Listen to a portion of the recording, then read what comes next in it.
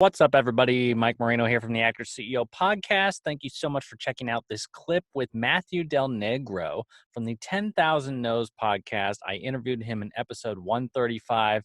You can check it out anywhere you find podcasts. But in this clip, Matthew talks about how he developed, how he came up with the idea for the 10,000 No's podcast. It's an incredible podcast. I encourage you to listen to it. But I think what's very telling about this clip, especially now, is the fact that actors, creators of all kinds have no more barriers between them and an audience, them and turning an idea into something substantial. And in this way, as Matt points out, it's something that ended up, he thinks, saving him in many ways. Check out the clip. Let me know what you think in the comments. Can't wait to hear.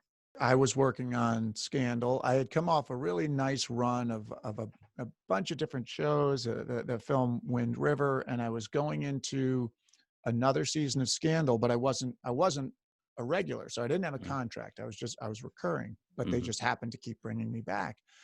But they had, prior to this season, which was, I guess, 2016, 2017, my reps called me and said, Shonda wants to use you a lot this season. There's only going to be 16 episodes. Kerry Washington is having a baby. We're going to break from, we're going to start in July. We're going to break in September, whatever. We're going to come back. We're going to go to April. So I was like, okay, great.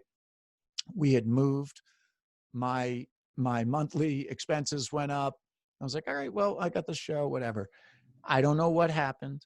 I don't know if it was because it was a DC show. I still don't know, and I probably never will. It was a DC show, and that's when Trump was elected, and I don't know if the politics of the world changed the storylines, but somehow I went from thinking I was going to be working a lot to I did, I think, 3 episodes that season.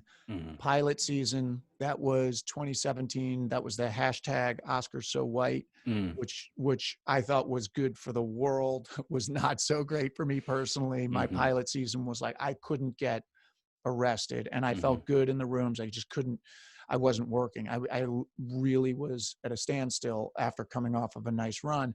And it was really out of that frustration of not being able to control my own destiny and waiting for someone to hire me. That's where the podcast was born. And I just said, if I build my own little sandbox, my own little hub, I'm the center of this little wagon wheel. And even if it's tiny, it's mine, it'll be fulfilling. So that's really was the impetus to start this thing. And then eventually, not right away, but eventually it started to take on a life of its own, and